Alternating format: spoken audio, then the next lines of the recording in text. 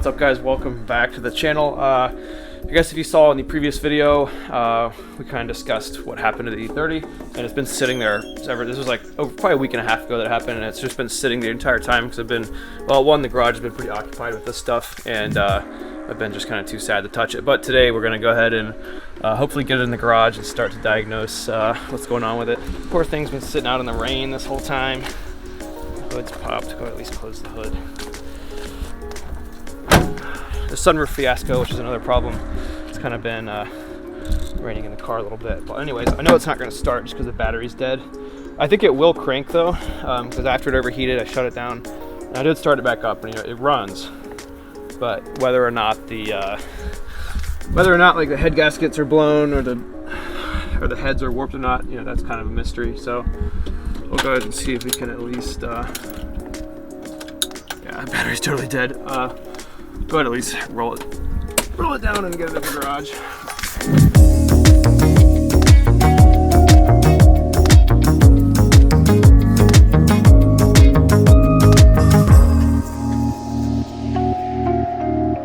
So, just popping off its mini plastic covers. People kind of hate on the covers because, I mean, it does look cool seeing the manifold. It looks like an LS intake, but I don't know, I think the cover gives it like just a complete look. So yeah, we're going to pull out the compression tester, which of course measures cylinder compression, and that's going to immediately tell us, if we've got a cylinder that's low. That'll immediately tell us if it's cracked or where the gasket's blown. These do have multi-layer steel gaskets from factory, so they're pretty tough to begin with, but no guarantees there.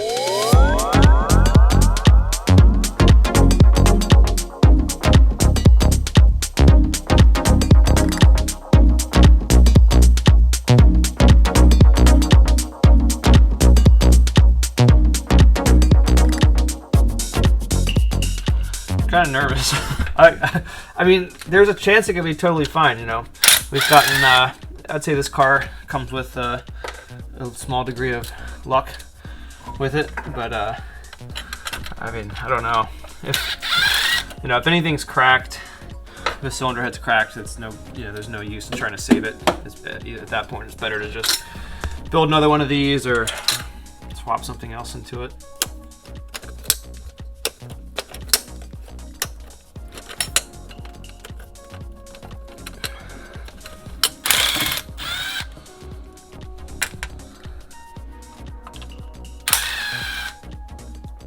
Just removing the coil packs so that we can pull out the spark plugs, because the compression tester just kind of goes in the hole of the spark plug so that it's able to access the pressures of the cylinder, I guess you could say.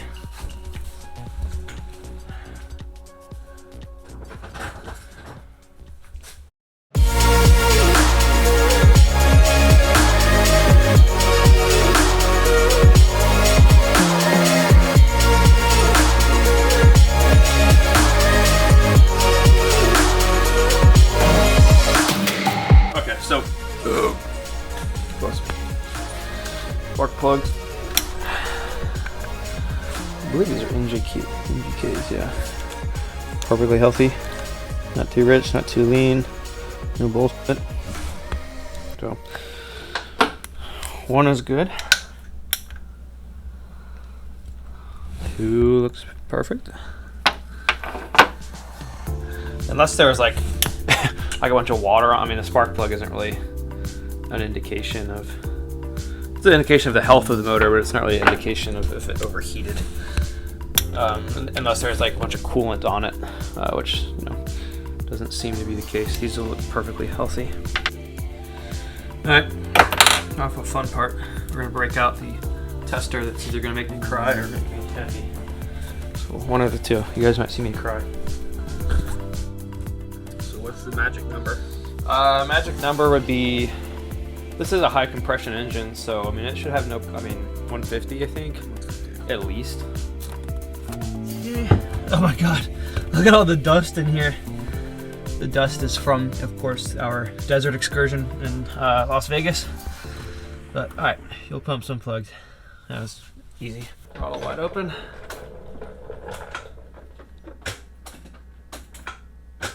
it's way too dead. Either that or it's locked up. I don't think it's locked up.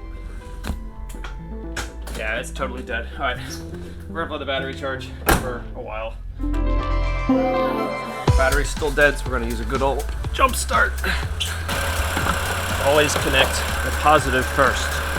I don't think it really matters, honestly. That's what everyone said. They ground it first. I don't know. I've never blown myself up. Not yet, at least. Okay, cool. Okay, now the radio's doing stuff. That's better.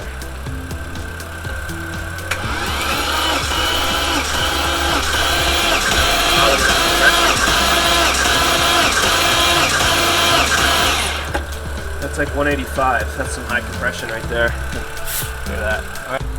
We've got 1, 8, oops, 5. Or number 1. It was like gas a little bit, but I think we're fine. All right, number 2. God, what a strong motor. I mean, this engine really slaps. All right. Dude, that was what, 190 we said? 190, yeah. 180. 180.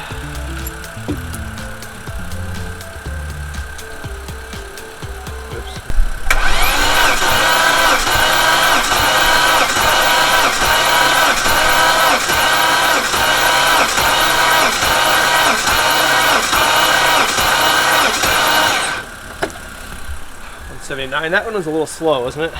Yeah. I mean, no engine's gonna have, you know, perfectly identical compression. That's not really realistic.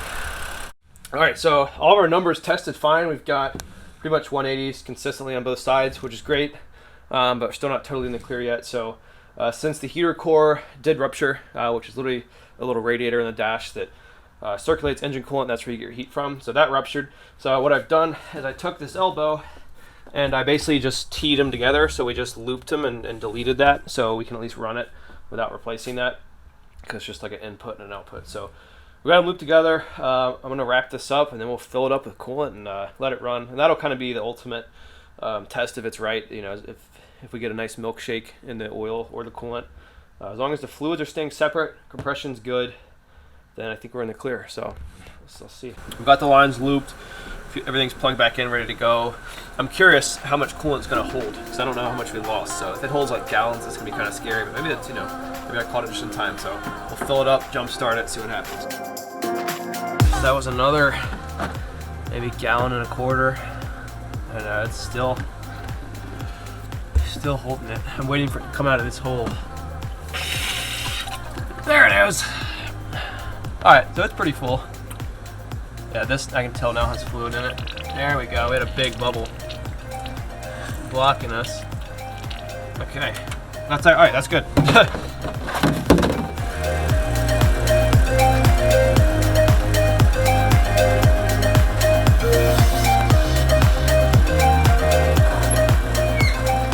Now, as always, do ground first so we don't blow up.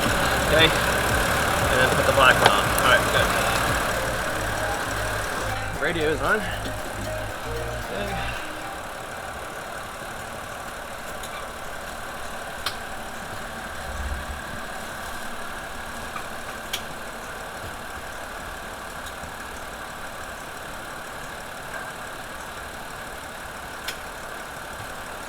Alright, so it's still pretty dead.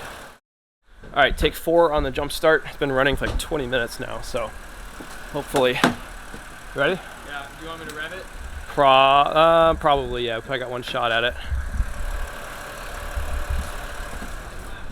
Go for it.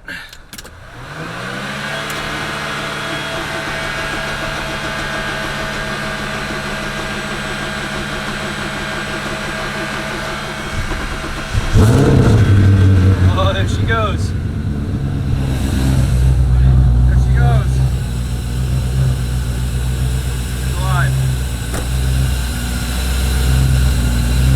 So we're basically just gonna let it run for a while and see if we can get it up to temperature, see if it holds coolant pressure, make sure nothing mixes together. So like if the oil and the coolant mix together, then the gaskets are definitely blown, and it'll be a very pretty milkshake. It'll look like a mocha frap or something, I don't know. But anyways, we're gonna let it run and see what happens here.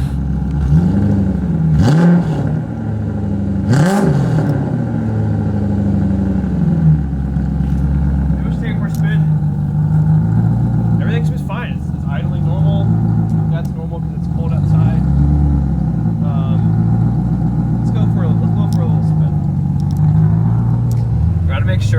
stall, this thing's not cutting back on. Drive very carefully. The hood's still popped, and I got a screwdriver under there, so it's gonna be very brief.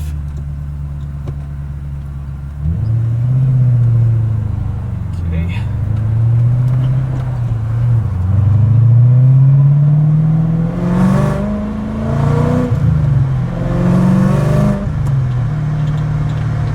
Feels good. I didn't floor it, but it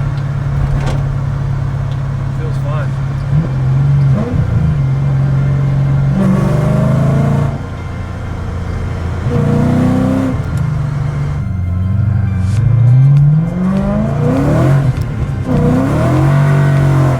Still lights up the tires. I'll say that. And there's no like plume of smoke back there when we did that, which I feel like that's a good sign. Yep, we're still good. There goes the sunroof again. Alright, I'd say power-wise, everything. That sounds good. Okay, well, on that note, the engine is miraculously okay. Oliver's gifted us with another pot of luck. And, oh, we bought a supercharger, so that's cool. So now we can actually use it. So on that note, see you next time.